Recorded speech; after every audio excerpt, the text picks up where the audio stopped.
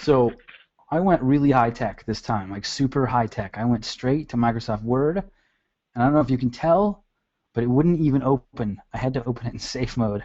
So I went even worse than high tech. I went safe mode, low tech. And I didn't even make it a PDF. I just went like this because I figure if we're going to go to the internet, I can click down here. And if we're going to go back here to figure out where I'm going next, I can click right here.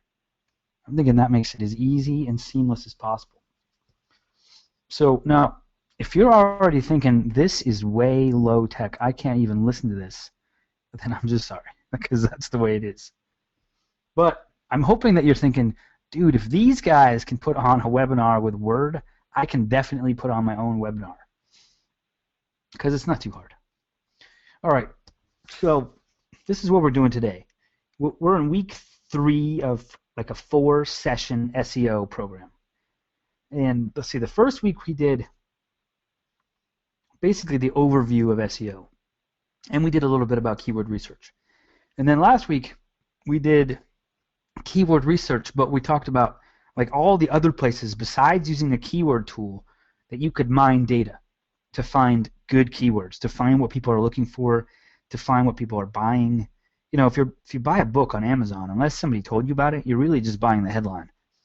You don't know what's in it. So basically, you're exchanging words for money. So it's like keywords.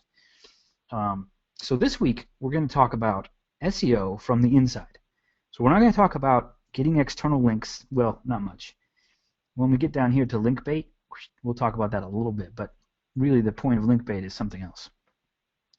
So we're going to talk about the things that you can do inside your site before going out into the bright blue world that will help your search engine optimization.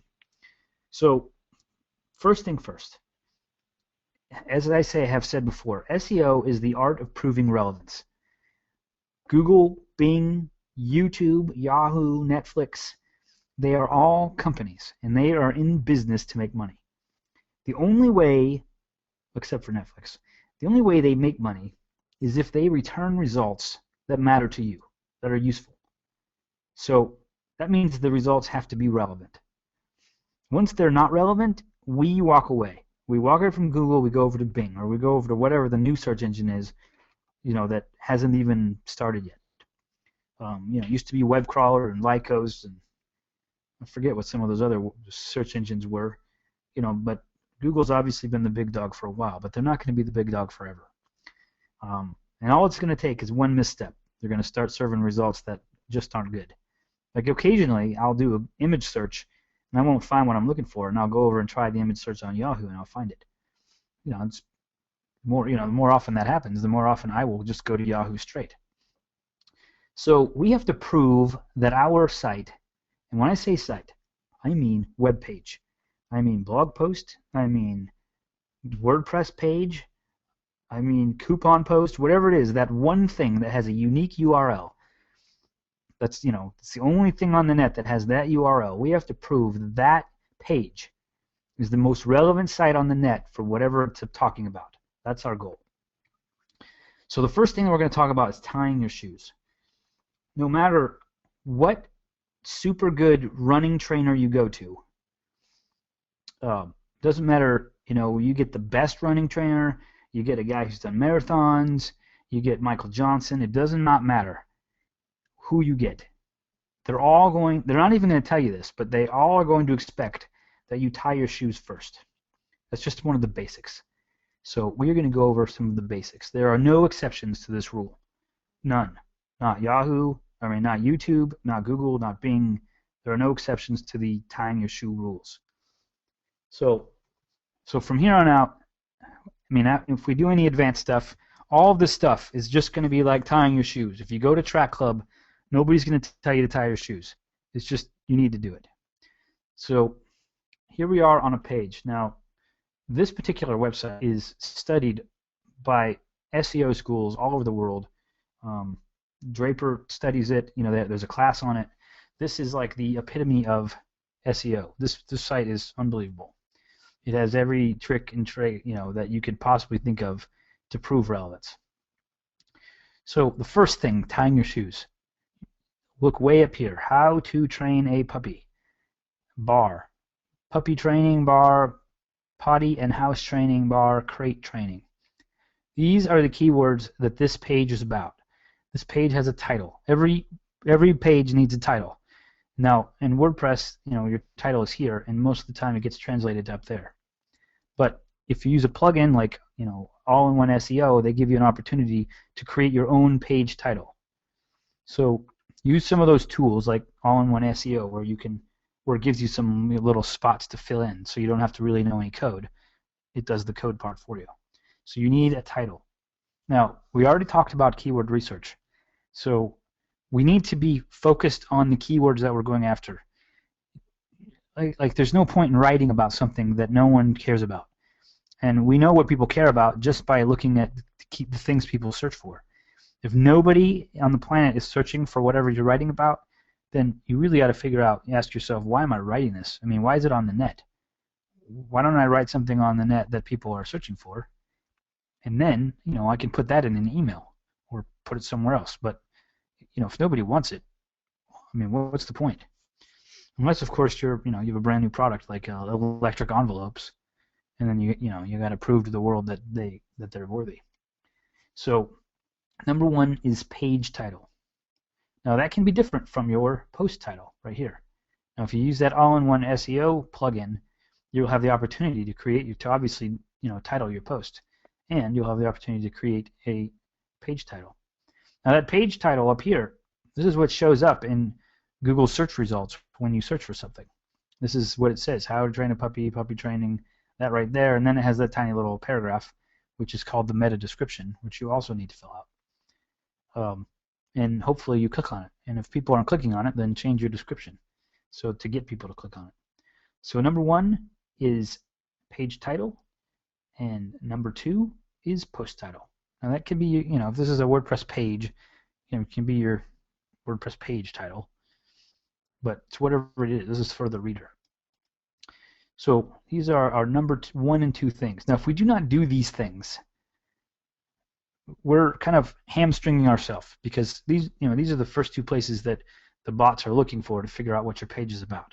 So we need to teach them what the page is about. So we need to tell it what it's about and try not to be too cutesy until you have lots of traffic, or you got lots of traffic from Facebook or something else and you don't need SEO. Then you can put, puppies are a pain. That could be your name of your title, because, well, somebody might be searching for that, but probably not. So those two. Now, this, to some degree, is considered a little bit spammy, a little bit keyword stuffing. But this particular site hasn't had any negative effects from Panda or Penguin because of it. But it's plenty long. Sometimes Webmaster Tools will tell you that your title is too short. And it's human. How to train a puppy. It's not just words in a row. It's actual phrases. Wait, where's a question? Before we get too far, I suppose I should answer questions. So why do they have slashes in the page title? Is that important? So those aren't slashes. Those are called, I think they're called bars. Are they called bars, Darren? I think so. Called pipes. And pipes. That's what it is. It's a pipe. No, it's not important for the search engine. It's not important at all. You could have a comma. That just happens to be common practice when you're looking at those. People use the pipe to separate their words. You could use a dash or a hyphen. So no, that's not critical. All right, so those are your first two things. That is your tying your shoes. If we're talking about SEO in the future, I'm probably not going to ask you if you gave it a good title or gave it a page title. The next thing that we have to do in our quest to prove relevance is that we have to have content that is relevant. So you can see here that how to train a puppy, which is obviously the keyword, correct? It's not in this first sentence. It's not in this first paragraph. I don't even think it's in the first two paragraphs, because it's no longer that important. Now the search engines are so good with synonyms and understanding what words describe a page that you really just need to write it very much about how to train a puppy. The different kinds of words that you would use to do that. Now you can go to the contextual targeting tool, because this is the one where Google's brain spits out the words they believe are relevant. And you can go through here and make sure that these kinds of words show up on your page. These are related to your keyword, how to train a puppy. So the more of this you have, the more clear it is to the search engines that what your article is about. So as we go down, there's a picture that's oh, that's an ad actually. That's pretty cool right there. He's got an ad right on the picture. I don't think I can know how to do that. Do you, Darren? I don't think I know how. No. But worth looking into. Noted and action item to follow. You know what he does do is he uses an ad server. And if I refresh this, sometimes you will see he puts his own ad right here for an ebook that he's selling, and he has it switched out between AdSense and his own ad, which I always think is cool. It didn't happen in that particular refresh, but that's cool. So then he's got AdSense here. Now we have how to train a puppy. It's not all fun and games. So again, we have our keyword, and see throughout here, he doesn't use it as much as he used to, but you can see how we have bold-faced these words. One of the things about using the strong tag or the bold-face tag, bold, is that the search engines know if people are reading your page and you just bold everything, they're going to stop coming. So bold is one of the things you really can't, spammers really can't take advantage of. So bold helps the search engines understand the most important words, in these paragraphs besides the paragraph subheadings. So in this particular case, do italics do the same thing? Yeah. Or is yeah. it just, exactly. Yeah. So any emphasis? Yeah, they show emphasis. Yep. They give the search engines a little bit more clues as to what the page is about. Now his is a little bit more human now that he gets so much traffic, I guess, because they used to be a little bit more related to the puppy training concepts.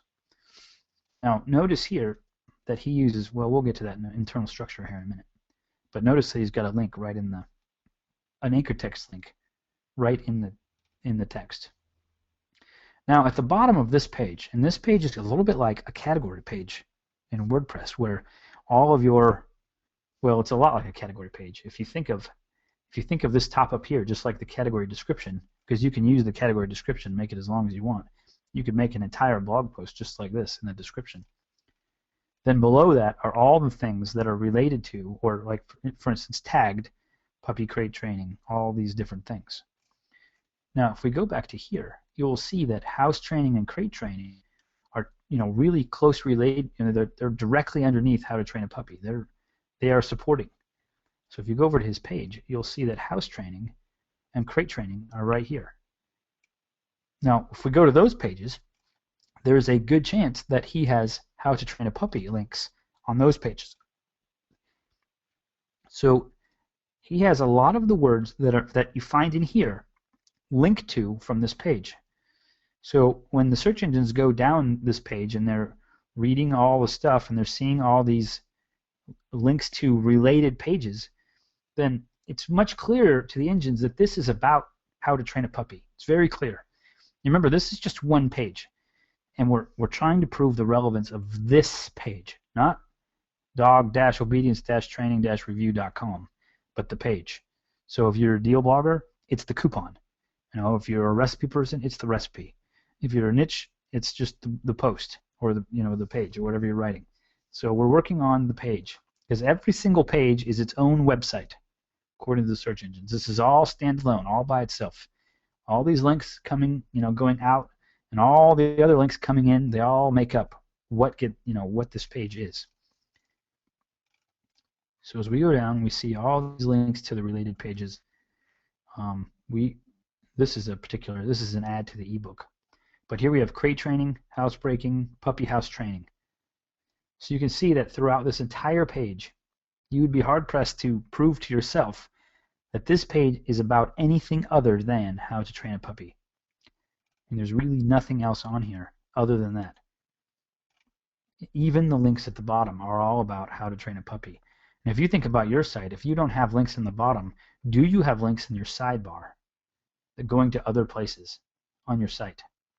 And if so, are those links helping provide relevance to this page, to the page that it's on? And if they aren't, can you make dynamic sidebars so that everything on the page screams what your topic is about? For instance, now I've probably used this example before with you, but if you search the #1 result for Campbell's Kitchen, for green bean casserole, when you look at this page, I mean, you got green bean casserole all over the place, and not spamming. I mean, you got a title and you got breadcrumbs, and then you've got the picture, which is called that, and then look, the dynamic sidebar. Look at all these totally related recipes. These are somewhat related. That's an algorithm people that also like. And then down here we have all these comments about green bean casserole. So you can see here we've got classic green bean casserole in the title. We've got classic green bean casserole as the page or the post title.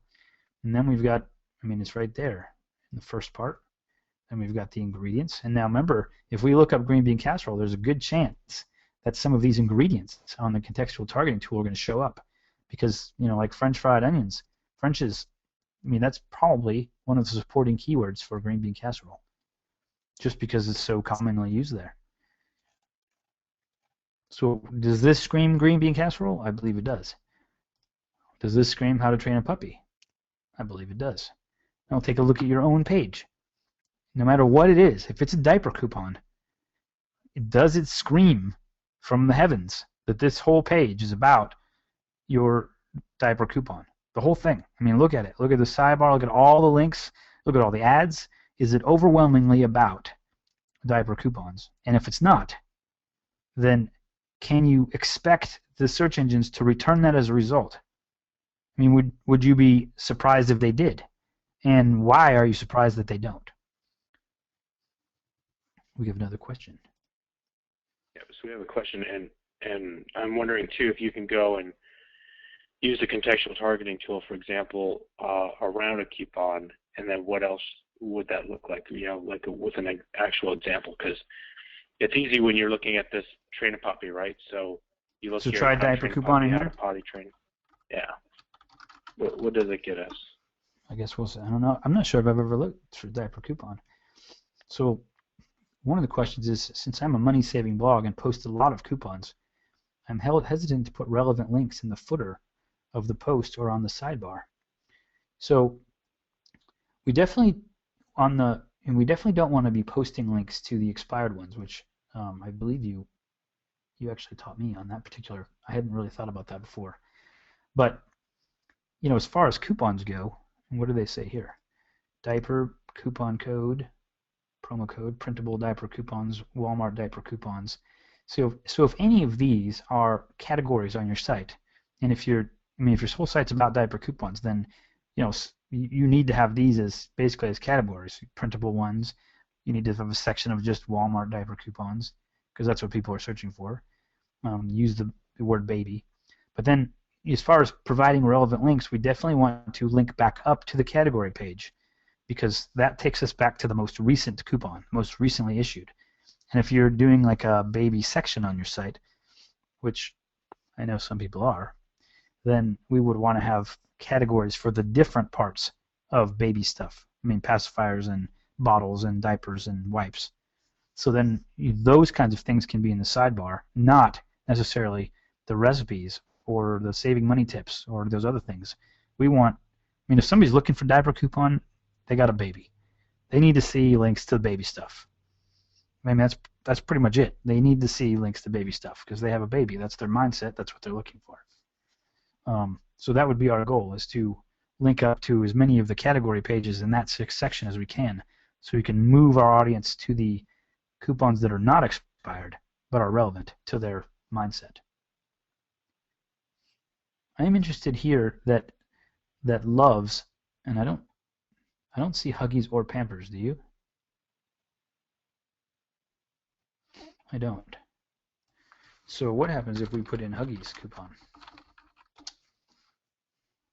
It's interesting that Huggies is not a supporting keyword for diaper coupon. It must be the other way around. So here we have Huggies Yeah, printable. because if you're, and we're long out of the diaper phase around this house, but Huggies would have been first to mind, top of awareness versus Loves as a brand name for me. Yeah. Yeah, we have Pampers, Pull-Ups, Target, manufacturer, and Walmart. So if we just had a Huggies site, huggiescoupons.com, we'd want to separate Walmart from the manufacturer, from Targets, from Pull-Ups. Now you also have to use your human brain when it comes to the keywords, because we probably wouldn't have a category called Huggies Coupon and then another one called Huggies Coupons. That doesn't work. But Wipes works, Pull-Ups works, Target, manufacturer, and Walmart works. Oh, Huggies was under the printable on the last page? I did not see that. Thank you, Kelly. So what happens if we do Pampers? As if this matters. But I'm looking anyway. We got Huggies, and then Pampers down here. Hello? I love searching for things on live video. Pampers. 2011. Wait, this is 2011 live? was big on both. Wipes, I mean, it's basically the same setup. Exactly the same. So what I infer from that is that it kind of reinforces that's the structure. Yeah, exactly. Like you said, and it kind of becomes a funnel, right? It starts broad and it gets narrower and narrower, and then as you go up from the post level, you're going to go up to categories. So you go from Huggies Coupon up to diapers or something, right? Yeah, we would probably. I'd click these. I'd export them to Excel and start making mini lists of every single one of them, and then start comparing to see which ones show up the most often. Like I don't see the word really diaper show up too much here. And the word Huggies and Pampers didn't really show up much when we looked for diapers. So I'd have to do a few more searches, but it almost seems to me like Pampers and the word diaper really aren't supporting each other. Or is it that they're synonymous, like Kleenex and tissue? Well, usually when that's the case, the tissue words will show up with Kleenex. Anything that's like related, almost like synonyms, closely. This is almost like they're not related. I mean, I'm a little bit surprised that there's one reference on this page of the word diaper. I'd be interested to do the keyword research to see how many people search for Pampers coupon versus diaper coupon. But anyway, you can see how all of these words, Wipes, Huggies, manufacturer coupons, all of these are like describing. I mean, they're quite clear to a baby person that you're talking about, baby stuff when you see all these. So this is, kind of the stuff that we would want to have on the page itself. Kind of like our green bean casserole. We don't have any. There's nothing on here that's not green bean casserole. Nothing. There's a couple other casseroles, but really, this is casserole. Do you think it's because many folks are brand specific? For example, when I had babies, I only used Huggies and didn't think about other brands. Sort of.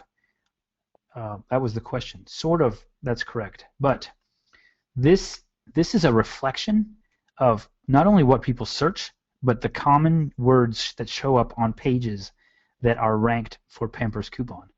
So all the pages across the net that have, that are ranked for Pampers Coupon, these are the common words that show up on all those pages. So typically, web publishers basically who write about Pampers do not use the word diaper. Sometimes, they'll have go see our Huggies coupon, they'll have a link like that. And the people who write about diaper coupons probably don't ever mention Huggies or Pampers because they're appealing to a non-brand specific crowd. So when we looked for the diaper, we didn't really see the word Pampers and Huggies. You just saw it a little bit. I think you mentioned on the bottom, but that's because people looking for diaper coupon are not brand specific. So those pages aren't talking about brands. So this is really, like I said, this is all Google's might and power right here. This is a reflection of what's out there, and what's out there is how Google makes up its mind of what's relevant and what's not. So if there's a green clean type of diaper and we start talking about it along with our Pampers coupon, we lose relevance in the search engine's mind because we're talking about something they don't understand. Like green clean diapers is not anywhere near this silo. It needs to be separated. It needs to not be linked, not touch each other at all, because as soon as they touch, then Google's seeing something it's not used to seeing. It's no longer relevant because now there's a new player on the field and it's throwing everything off a little bit. So our goal is to be as similar, as sadly as that, as sad as that is, to what the search engines expect, what they scan every day, what they're used to seeing, what they believe is relevant, because their job is to post what's relevant, and all they can really go on is what's out there, and there are millions and millions of scans of the web. All right, so let's go. If you can compare food cost and cost of food for an example of a phrase importance in the contextual tool. All right, I can do that. I can do that. So we talked about tying your shoes in my super technical PowerPoint presentation. And we're going to talk about bioimaging next. Now, bioimaging is definitely not what you think it is. So you want me to put in food cost here? Because you've done this, I'm thinking, and we're going to learn something, I'm hoping. The answer to that was yes. It came back loud and clear on the question and answer machine. We were about to learn a little lesson. If the loading circle stops and it keeps going and going and going, like why could it be so hard? Food cost. So what does food cost think? I mean, that is a good one. All right, apparently we're coming back to that. We're coming back, Bob. All right, so our next thing was bioimaging, right? Where did I have that? All right, so we're going back to Dr. Linda's site because, it's not good if you have clients. You don't usually bring up your client sites in front of other people, but Dr. Linda's happy for me to talk about her site, so it makes it easy for me to use her as an example. Otherwise, if you're a client, then I really don't want to bring up your site and expose what we're doing. So anyway, Dr. Linda, who's a wonderful lady, has this great site, and this page is all about Learning Disabilities Tutor. So if you look over here in the sidebar, you can see that all of our other learning disabilities posts are in there. Everything on this page screams learning disability. So all of this text is about learning disabilities, learning packs, everything in here. The key to success as a learning disabilities tutor. The keywords are there, the text is there, and the links are there. And this is just a post inside of a silo. But now, here's some more text. And this text has nothing to do with Learning Disabilities Tutor. It's about Dr. Linda. She's the best, by the way. So we don't really need this text to change the density of what this page is about. So if you go back here, you're not seeing, maybe 6 words, but you're not really seeing text about something else. This is about green bean casserole. So in order to prevent any chance that we're going to be not relevant, we type this in here just like we normally would, and then we preview the page, and then we use the screen capture tool to take an image of this, of all the words, and then we put it back in exactly the same place as it was, and we call the image, I think because this is a hook and thesis and it's on every single one, I just called it that's the alt description, but I think we just called it pick 1, 2, 3 because I didn't need learning disability.jpg to show up on every page. So this picture doesn't detract or add to the SEO of this page. It's just an image, and in this particular case it's actually a link taking us to the Find Out Who Dr. Linda Works With page as part of the sales funnel. So when I talk about bioimaging, I'm saying if on your site there are sections of your site, now see this is an ad, so it also is not text. If there are sections that show up everywhere, then you don't really need those sections to be text. You don't need them to take away from Google reading the actual page. So when I say bioimaging, I'm saying take your bios and turn them into images and put them on your page if in fact you need them on there. If you don't need them on there, there's no point in keeping them there. I kind of need it on there because it's part of the sales funnel. So bioimaging, anything that doesn't help you hurts you, because it's one more thing that if somebody else doesn't have it, the other one might just be a little bit more relevant because the search engines get what they're talking about. You know, when I start talking about Al and they're founders of Strong Learning and they wrote a book, you know, none of these keywords, Beaufort Books, has nothing to do with learning disabilities tutor. So let's not confuse them any chance that we have. Or is there any questions on that? Because that was not a very big section. I can't get my little question thing to come back to me. Oh, I lost the questions, Darren. All right, well, there they are. Keep you honest then. There's no questions on it. So to recap that, you're taking the text, you're turning it into an image, and then you're naming that image something that is not what that image is about, right? So you're not calling it Dr. Linda's bio.jpg. It's just image1.jpg, right? Or whatever. Well, now somebody asked me earlier today is how do they get, if they have like guest posts, guest authors, how do they get a bio on the bottom of these guest authors page without having to rewrite it every time? So in that particular example, I said, you know, if you use hooks in Genesis or Thesis, and you assign the hook to a tag or a category, and you know Ann Compton writes a blog post, you can tag it Ann Compton. Then you can go take your image of her bio and put it in Thesis hooks and say, you know, at the end of any post that's tagged Ann Compton, add this tag, add this bio image of the bio. So in that particular case, I would want to name it, you know, Ann-Compton.jpg or something like that, or whatever the name of the, you know, whatever she talks about. But yeah, if it's site-wide, there's no sense in naming it after a keyword, or that same keyword will show up on every page. So Bob was telling us that if we look up the word food cost here, that we're going to see clearly that the keywords are totally restaurant related. And that's because food cost is really just a restaurant term. It's not a household budget term. So when Google returns the results, it returns everything related to anything that shows up on those kinds of restaurant pages, like food and beverage. I mean, how often do you say that at your house? What's our food and beverage budget for the month? You know, that doesn't happen. But cost of food is different. Cost of food is, you know, what people talk about in, you know, on financial blogs and stuff. What is your average cost of food per month? What is your grocery budget? Those kinds of things.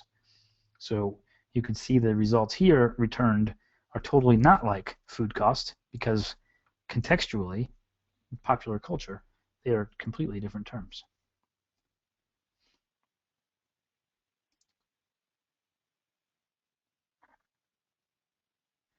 So Tiffany asks, do you need a bio at the end of every post? And the answer to that, any question that has the word every in it is definitely no. You don't need a bio at the end of any post ever. What you do need is you need the reader to do something. You need them to leave a comment. You need them to go to your ebook page. You need them to do something. So no page on your site should you ever just end it. It needs to be a question. Tell me what you think in the comments below. That's you know, getting them to interact. It needs to be, you know, click here and go learn more about these related pages, which should be extremely related to your topic, like here. It needs to be like, you know, Dr. Linda is a tutor in New York. So our goal is for you to read the information because you're you're trying to learn about something, and then we want you to learn more about Dr. Linda, what she does, who she works with, and then I want you to learn what services she offers, and then I want you to go to the contact page or to the phone number. I mean, I physically make a funnel that takes you through those steps. So on your pages, have that make sure that you have the funnel. You take them somewhere. You take them to, you know, all those things that we just talked about.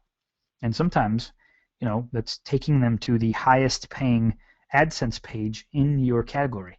So for instance, maybe golden green bean casserole, maybe the AdSense on that page is the highest.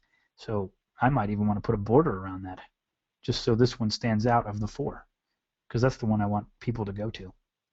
So make them go somewhere. Make them do something. Don't just end it. All right. So now we're going to talk about, we have been talking about it a little bit. We've really been talking about it a lot, I guess. Internal structure. So actually, we've been talking about it a lot. So the idea of internal structure is make sure that if this was about, if this site was about, new homeowners, and they had a section about, when you get a new dog, and they have a section about organizing the garage and, lawn care and stuff like that, that anything that's about the dog needs to stay in the dog silo. It needs to be dog related. It doesn't matter that you want people to go learn about how to set up their garage. It doesn't matter if you want them to see your Aunt Martha's blueberry cobbler recipe. That is totally not relevant. You're trying to play this game that doesn't really exist. By like, hey, if you love our puppy training stuff, you're gonna love my Aunt Martha's blueberry cobbler. Click here and go see it. Because the fact of the matter is, the person who's on this puppy training page is like in puppy mode. They're just in puppy mode. Like, help me figure out my puppy situation. Show me another thing. Show me a house training. Show me crate training. Show me, how to make them do tricks. Just keep that person in the dogs. And then when you're talking about garages, keep the people in the garages. They can easily click up here. They can click garage. They can click recipes. They can click yard stuff up here. One link up here per page. But otherwise, from an internal structure standpoint, be relevant for the term. It doesn't matter what the page is or what the post is. Be relevant for that. And you have to be more relevant than everyone else in order to be number one. It's just there's no getting around it. You have to be. So, next week we're going to talk about, getting links to come back into your site. But now you are 75% of the way there if you set up the structure of your site right. If you're just linking all over the place, like some people have down at the bottom, they have this little button that says previous post, Walgreens diaper coupons. Next post, Mama's blueberry cobbler recipe. Those 2 links totally negate the value of this being in the puppy. Because now it's like, wait a second. This post also has something to do with blueberry cobbler and it has something to do with coupons. Not only that is that the people reading it have absolutely no interest in either of those 2 things. And if they do, it's just a percentage. 1% probably will. But who cares? Be about puppies on your section. Be about green bean casserole. Be about front porches. See this vertical wheelchair lift? There's no chance on this page or any other page in here that you're going to see, oh, you should go see our vertical chairlift, because that's not what it's about. Country porches. The charm of country porches. Pretty. But nowhere in here, farmhouse porches, country styles. Do you see how those are related? Farmhouse, country styles, country porches. Country designs, country porch. Farmhouse porch, country porch edition. Everything in here is country porch.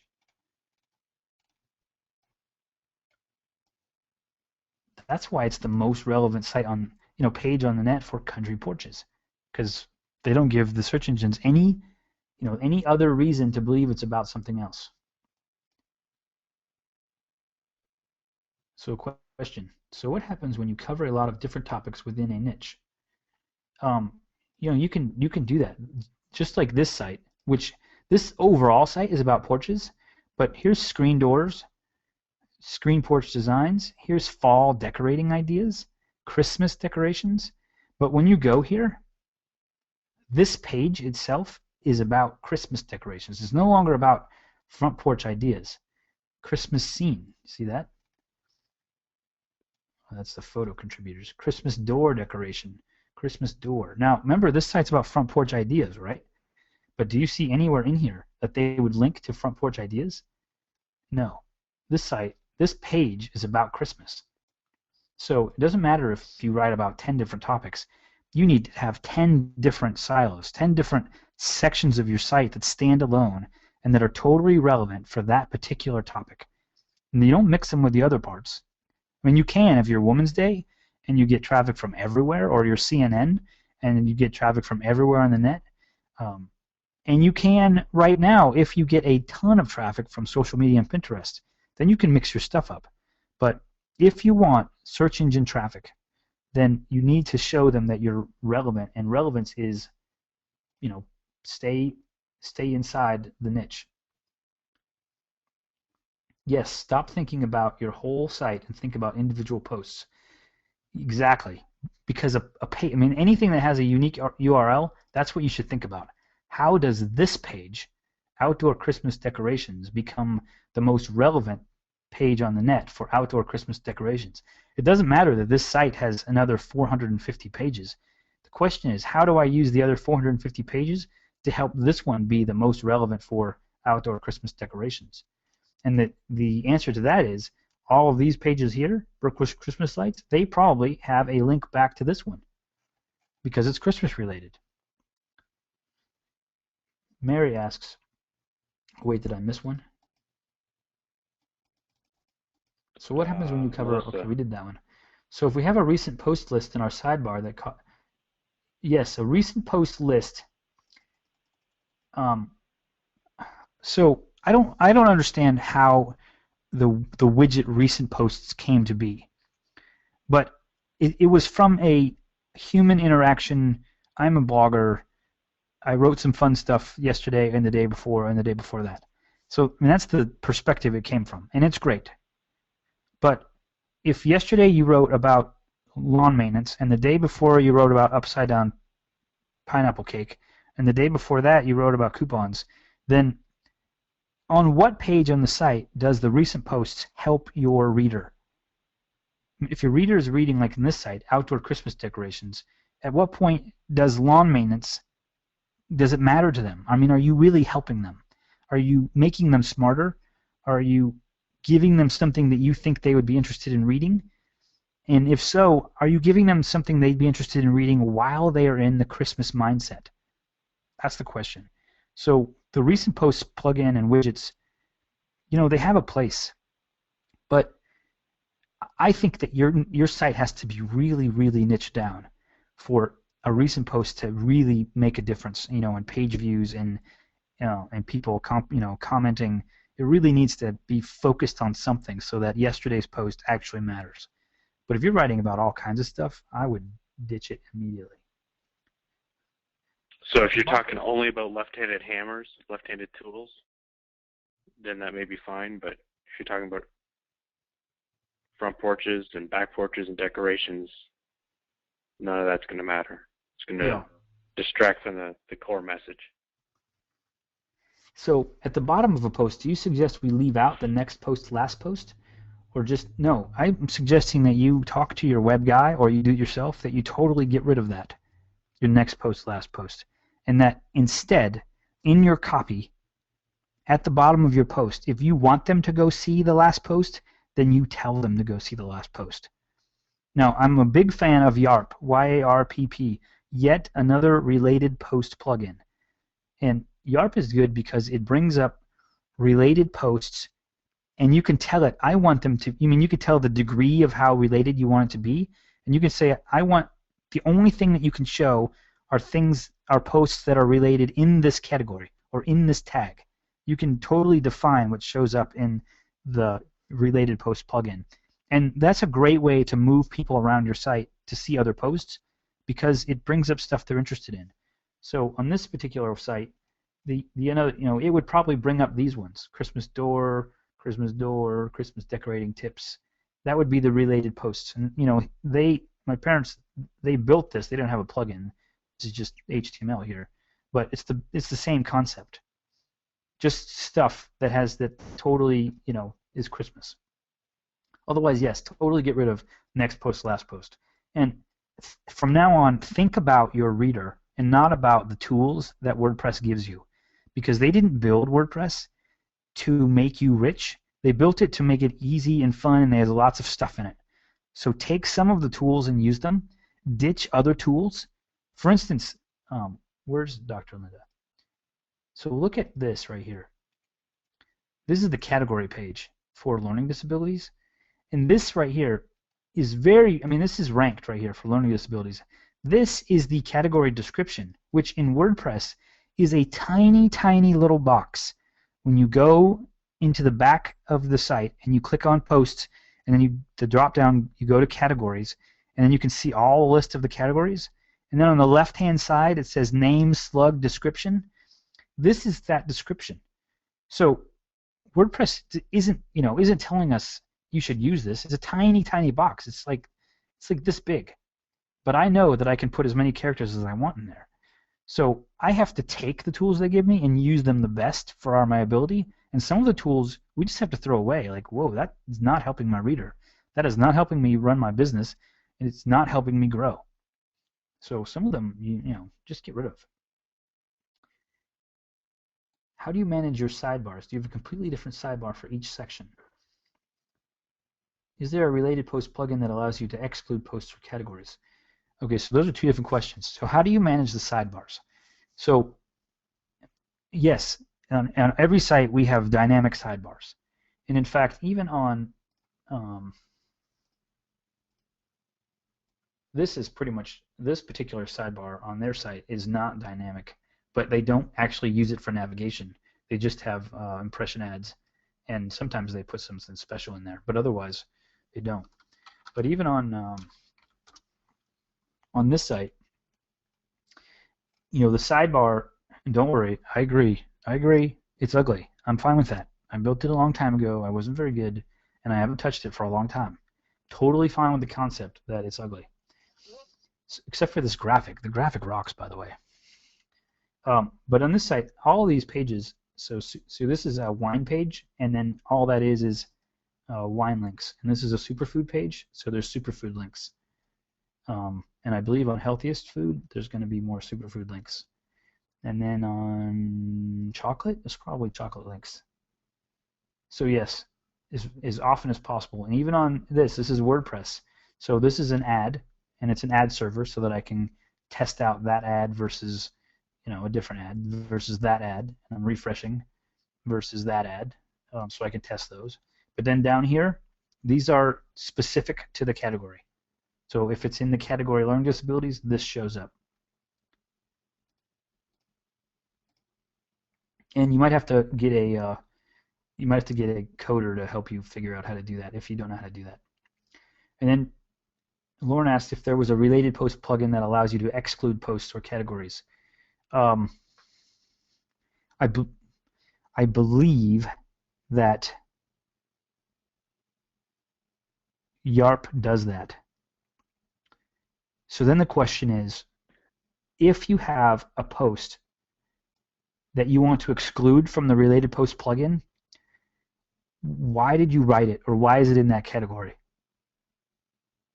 Why couldn't you put it somewhere else?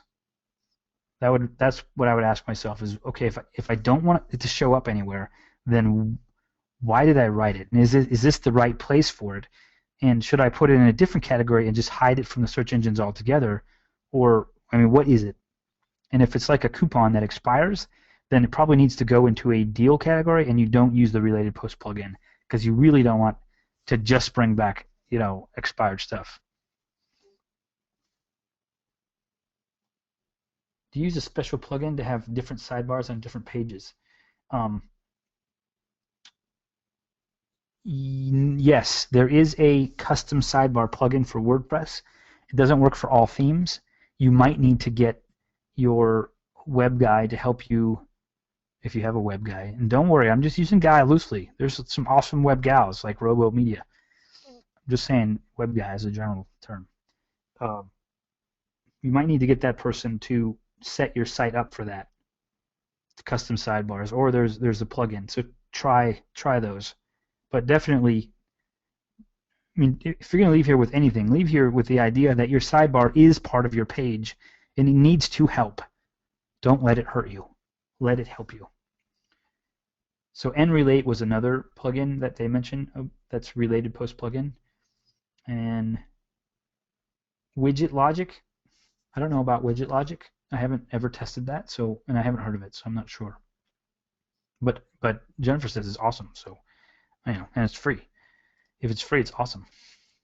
Okay, so now we've talked about don't have text that doesn't make any sense.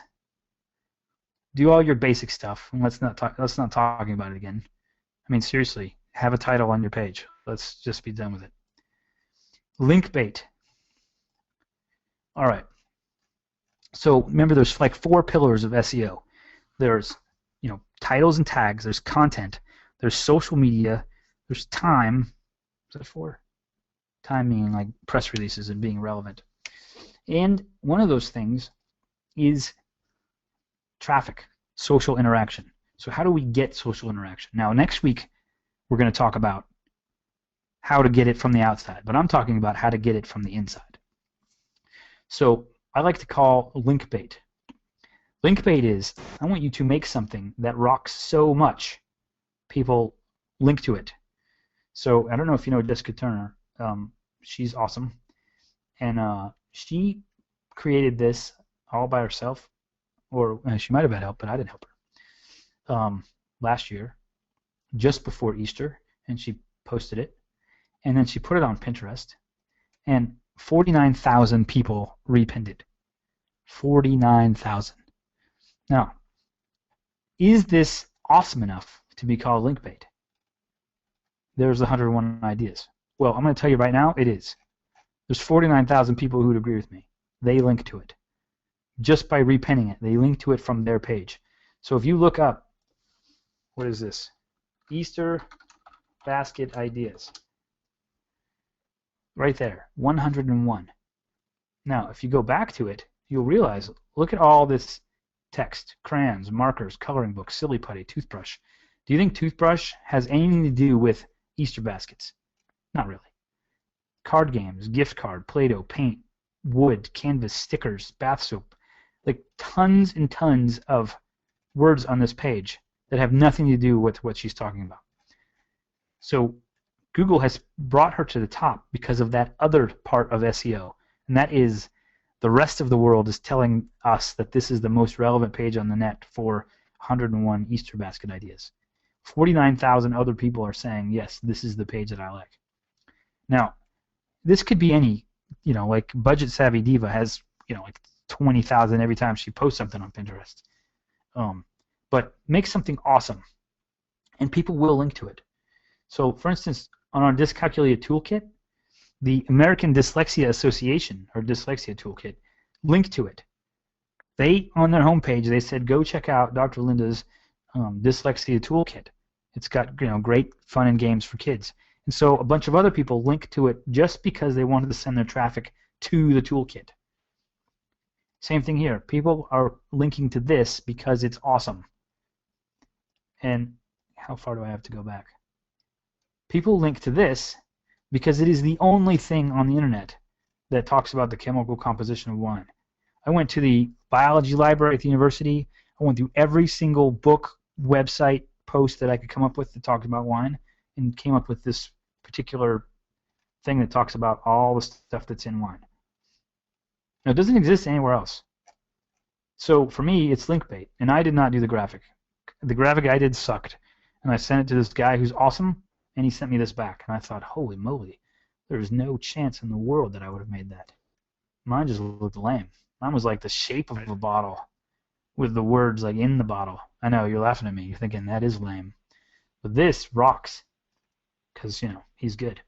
Well, my favorite part of the whole thing is the red area of that, just in general, the alcohol section of it. Just in general. I just generally like the red area. Not because it draws your eyes down the page, but because it's alcohol. Yeah, right. Other people are agreeing with you. The red is definitely the best part of the image. So anyway, link bait. Make something awesome, and people will come get it, and they'll link to it, and then you'll increase your overall social media score. Now, we're going to talk about local. So if you do anything local whatsoever, anything, like speak or talk or want to be known for something. What was that site I looked at the other day? Oh, I got to think about what it was. Was it aiding home health? It doesn't matter.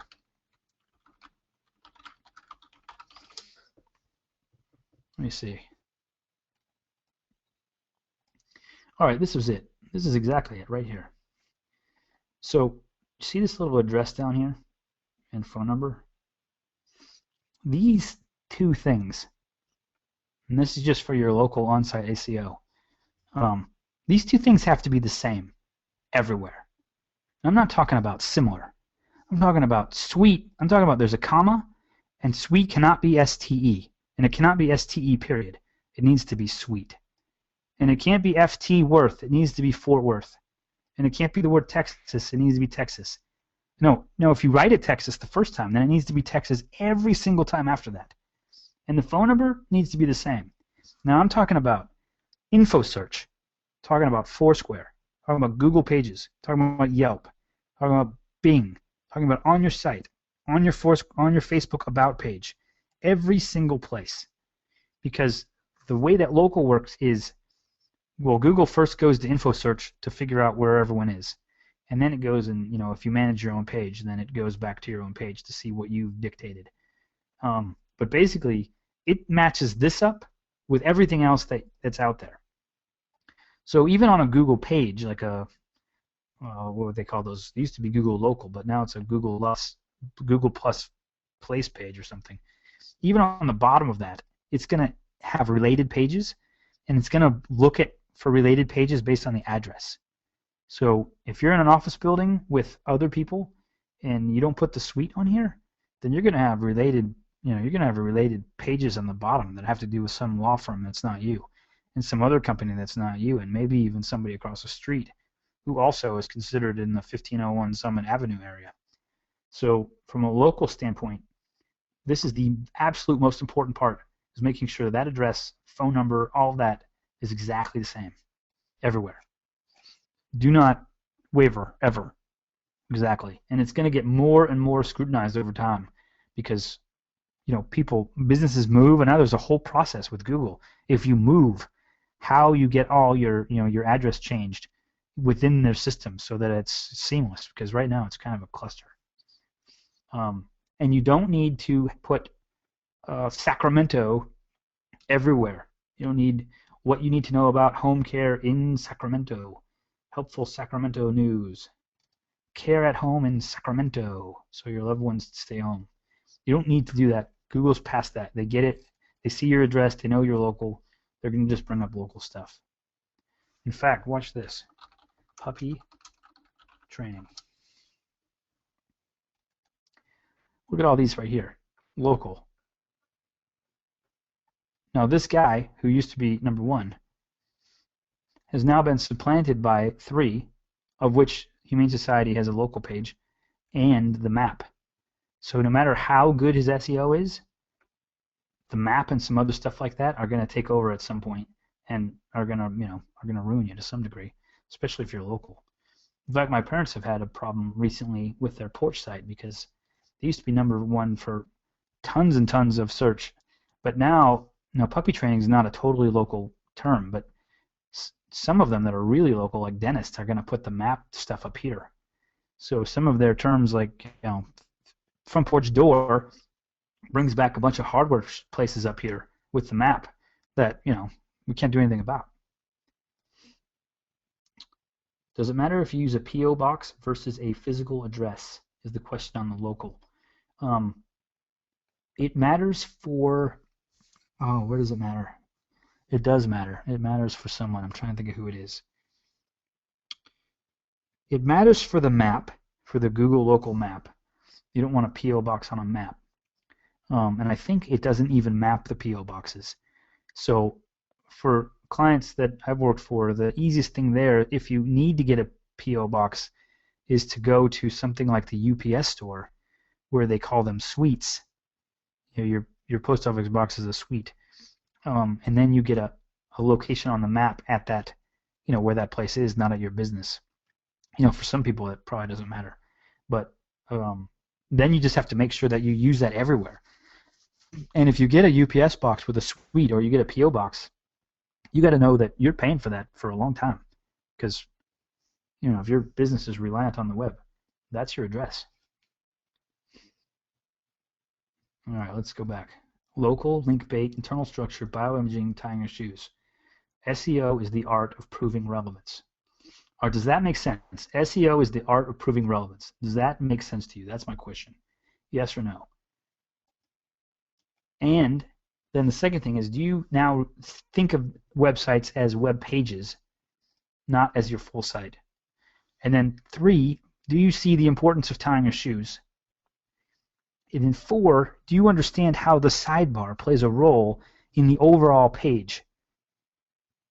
And then 5, what are you doing with the audience when they're done reading the page? Related posts, comments, ebooks, another post, sign up for something. What are you doing? So, all right. So that's SEO. Now let me tell you this. When you go to an SEO seminar, they are going to tell you about the title, the tags, the H1 tags. So H1 would be like this, and H2 might be this because it's a little bit smaller. I'm a little smaller than that. And those are good. I referenced those when I talked about where did this guy here? When we talked about the sub paragraphs. So this is probably H3. And this is probably an H3. So those matter because they show important words on the page. And then what else are you going to be told? You're going to be told titles, tags, H1, H2, meta description. What else are you going to be told? What else have you heard? Anything in there?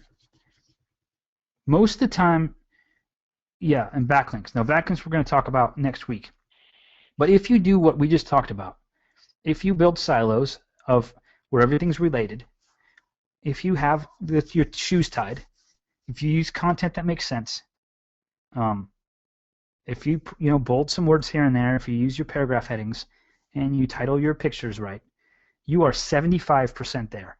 I can jump over lots of people without any backlinks at all, just with internal structure. I need way, way fewer links than other people when all of my pages in the site are pointing the right direction. Like on a coupon page, when they're all pointing at the category page, so you get your most recent coupon by clicking on it, then that makes the category page the hub. It makes it the most important page for that particular silo. That's the one that will get ranked. And when that happens, and you have, let's just say you have 500 coupons this year, and now you have 500 posts pointing to your category page, that's as good or even better than getting external links coming in. Do you recommend having your homepage set up without your most recent posts, especially if you write different topics? So in most cases, most of your traffic from search engines will not land on your homepage. Your homepage is going to be ranked for a keyword cluster just like anything else. Now, when I say a keyword, well, let me tell you about that. So, and then I'm going to answer your question, Jenny. So, a page, see how this is ranked for puppy training and how to train a puppy. But really it's ranked for train and puppy. And then it's probably going to get found by lots and lots and lots of different terms that include train and puppy. How to train a puppy today. How to train a puppy in an hour. How to train a puppy tomorrow. All of those things will bring traffic to this page. So each page is ranked for a cluster of keywords. Not one, not two, but a cluster. And it's centered around 1, 2, or 3 words, and then pretty much any variation there. Not all variations, but any variation in there. So the homepage is the same thing. It's ranked for something. Now, if you have the most recent posts on there, just like a regular blog, like Letters from Dan, or my most recent post at the top, then it's hard to get your page ranked for anything, because every week or every day it's got new text on it. It's a new thing. But for most blogs, it doesn't matter, because that is not the landing page. So it's up to you how you want to do that. Now, going to the homepage, maybe the idea of your whole site is the homepage is the most recent thing, and that's fine. But make sure that you use the read more tag, and you don't have the entire post on there, because you want the reader and the search engines to click the heading and go read the whole post. You want the search engines to index the post on the post page, not on the home page. So yeah, write as many topics as you want. Always include the read more. Have your blog set up like any other blog, but make sure that your different topics are all linked to those topics, not to the post above it or the post below it. I currently have a link to the post category at the top of my posts. Would I even need that if I'm using YARP at the bottom of the post? Is there such a thing as too many links on a page? There is such a thing as too many links on a page. I mean, it's basically Swiss cheese then. That page can't be the hub if everything is leading away from it. You really need links coming back to it. So you want links going out to other related pages. But if you have too many links, I mean, it's not the hub of anything, because no matter where you go on it, you leave. So now your question is not really about posts. Your question is about strategy. Do you want to have a link to the category at the top of your post or at the bottom of your post? So now you didn't ask that. You said, I currently have a link to the post category at the top, and I have yet another related plugin at the bottom. Now, the yet another related post plugin is not strategy. That is getting people to move around your site. That does not send them where you want them to go. The category link does send them where you want them to go. But if it's just, see this home button, if it's just default like this home button, then you're not actually telling them to go to the category. It's just there. So fine, leave it there. But somewhere in here, if you want them to go to the category, then tell them, go to this page because it's got the most recently updated stuff. You can't do that with the yet another related post plugin. It just brings up the random related stuff, which will increase your page views. Your people will like it. In fact, TechCrunch is the best. They have the most page views of anyone per person. TechCrunch is awesome because they take a thumbnail with the title and they put them everywhere. They totally get you to move all the way around the site. But they don't rely on SEO either. They just get so much traffic from just people coming here every day and linking from other posts and, CNN everywhere. So they're not really playing the game the way you would play it if you're just doing SEO. But they do this all over the place, and people love it. They go here. They have crazy titles sometimes. It's just a different strategy. So your question is a strategy question. What do you want the people to do? So yeah, leave YARP at the bottom, but make sure you also tell them what to do. Leave a comment. Buy my ebook.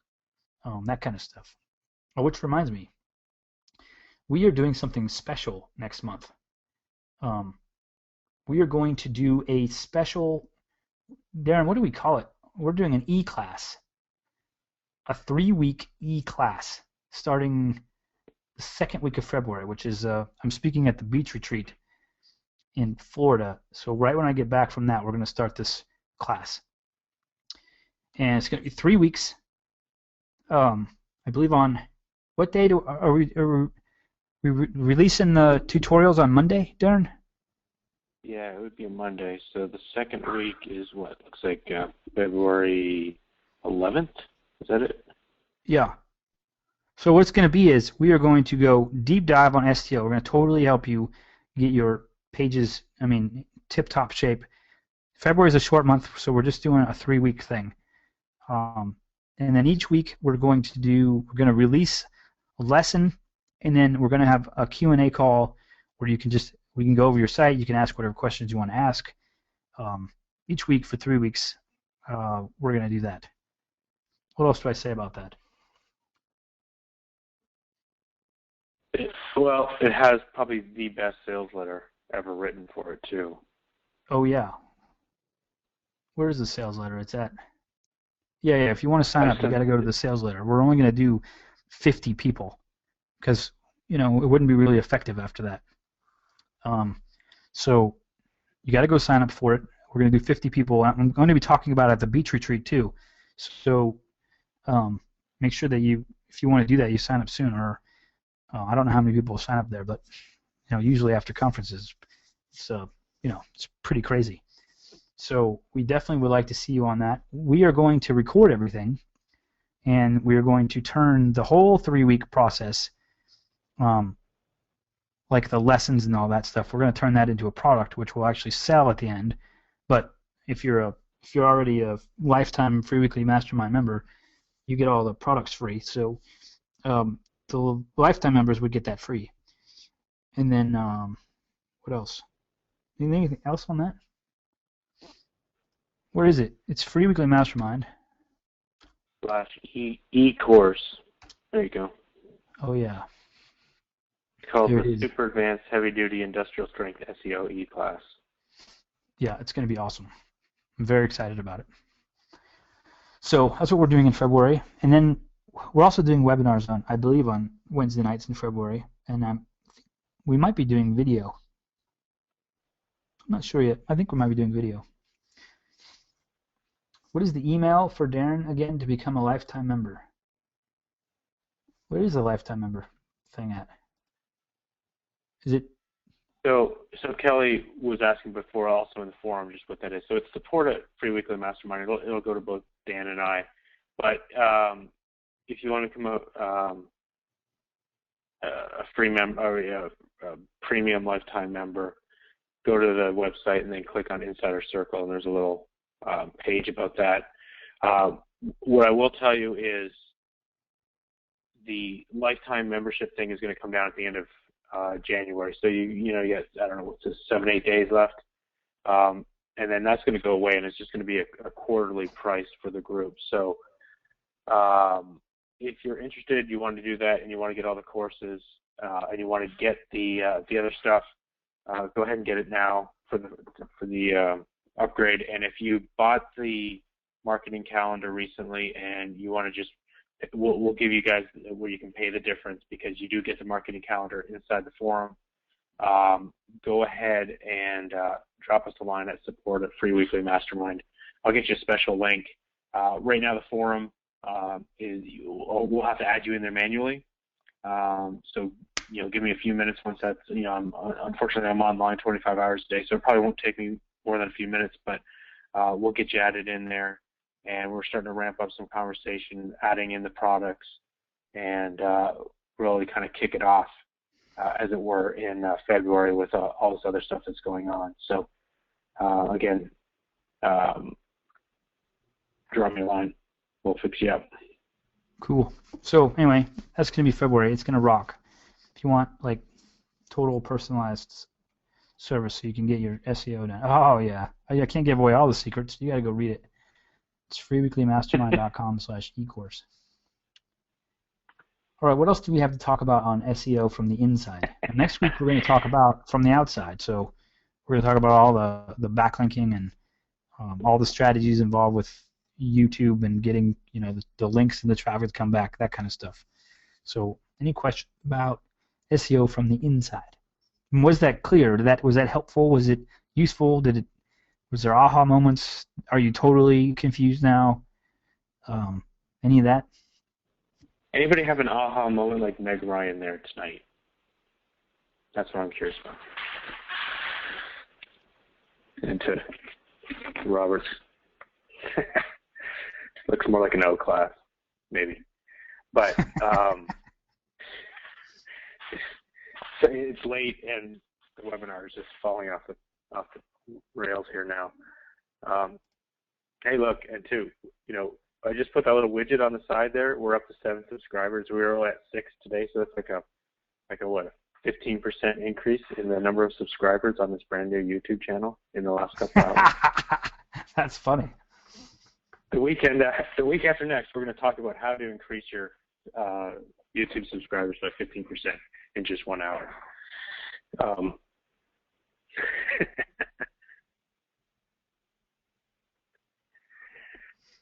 All right. Well, it's 8:15. That's 15 minutes longer than I hoped. I'm sorry to have kept you that long.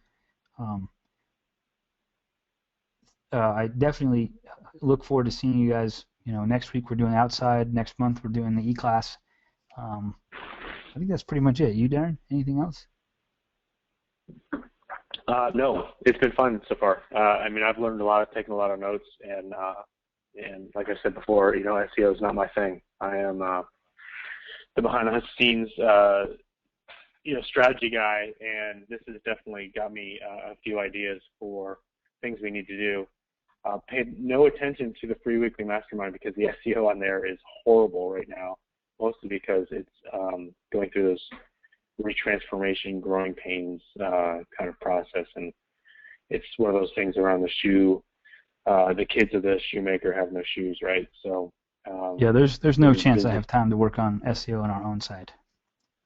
Oh, yeah. I will help you with yours, and but I'm not going to help you with ours. All right, fantastic. Well, again, we'll see you on the forum. Yep. And see you Thanks on for the coming. Facebook site. And yeah, we'll see you next week.